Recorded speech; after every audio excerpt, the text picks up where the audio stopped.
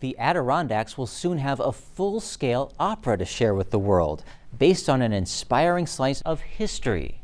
An 1840s North Country farming colony provides the backdrop for Promised Land, an Adirondack folk opera. Abolitionist John Brown named the African-American settlement near Lake Placid, New York, Timbuctoo, after a once flourishing community in West Africa. The colony was created in hopes that its settlers would earn the right to vote, in spite of a law designed to suppress this right.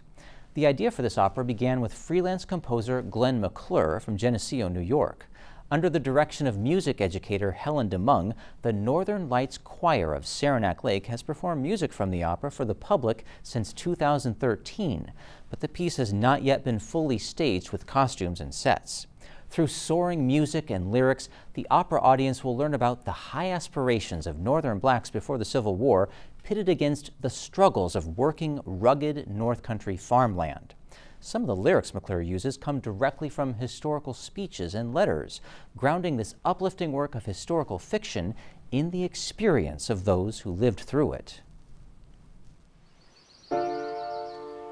Since the state has again determined that although white men, because they are white, may vote, nonetheless black men, because they are black, shall be obliged to find a right to vote. We need to be able to show a contrast of dynamics. So we need to start off a little bit softer, mezzo forte, and do a swell leading into the last measure of that first page. Promised Land, an Adirondack folk opera, was created because there was a story that needed to be told. Since the state has again determined that although white men, because they are white, may vote, nonetheless black men, because they are white, shall be obliged to find the right to vote. Here in the Adirondacks, we often think of this place as a place of recreation, but this is also a place of great history and the struggle for racial equality. Since they must become landowners, that they be entitled to vote. As a composer, I was interested in American stories, and some local scholars here connected to the John Brown farm, they had uncovered this story I'd never heard of before, of a pre-Civil War voting rights initiative here that, from my perspective, what was a central part of our Adirondack contribution to the national struggle for equality. In the 1840s, free black men gained the right to vote in this country. That was exciting news. But in New York State, they couldn't vote unless they owned 40 acres.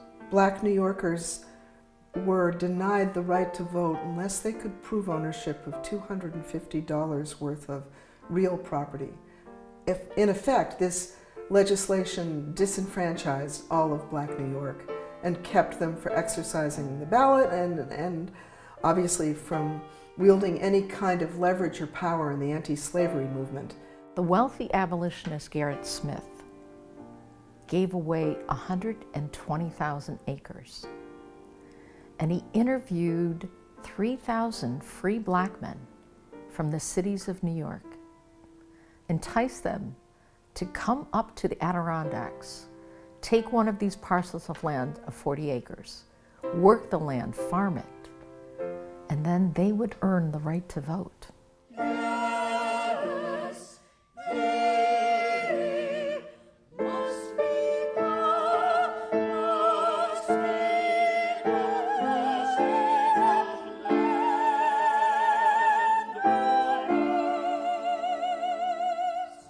And Gerrit Smith, who was passionately anti-slavery and in favor of black political rights as well in the North, felt that giving land he owned and didn't need and was tired of paying taxes on a way to impoverished black city people who needed land and he felt needed to get out of the city and into places of their own, was a brilliant end run against this racist legislation that would furnish needy black New Yorkers with land they could use to accrue the value they could use to gain the vote.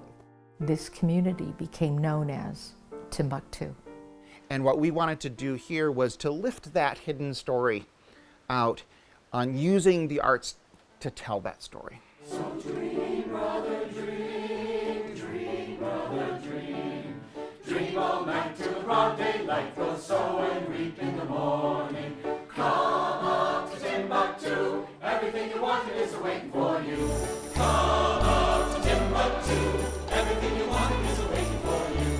Come up to Timbuctoo, everything you want is waiting for you. The Timbuctoo story is just beginning to be told now. Scholars have started with academic articles, with a traveling exhibit that really gets at the detail and the complexity of the story. But for us, here was a chance to tell this story with all the emotion and the power and the drama of opera. The story of Timbuctoo talks about the idea of voter obstructionism and giving blacks land ownership so that they would have the right to vote. If you just say that, it's one dimension. As soon as you add songs, as soon as you have the power of those lyrics, you are elevated, and emotionally, you feel like you are part of the story. Now Jared Smith has come to town to fight those who would hold you down. Sign that deed, we'll get their goat. Now plant that seed, come on and vote. So dream, brother, dream, dream, brother, dream. Dream all night till the broad daylight, go sow and reap in the morning. Music can deliver some things that an academic article can't. Come up to Timbuctoo, everything you want is waiting for you. Come up to Timbuctoo, everything you want is waiting for you. Everything you want is waiting for you. McClure cites the works of freelance writer Amy Godine among the many resources he consulted when researching Timbuctoo. To learn more about the settlement, its successes, and its ultimate failure to sustain itself, he recommends visiting the John Brown Farm State Historic Site in North Elba. That's where you'll find the exhibit Godine curated, Dreaming of Timbuctoo. For more information about the opera project, including supplementary interviews, head to mountainlake.org/folkopera.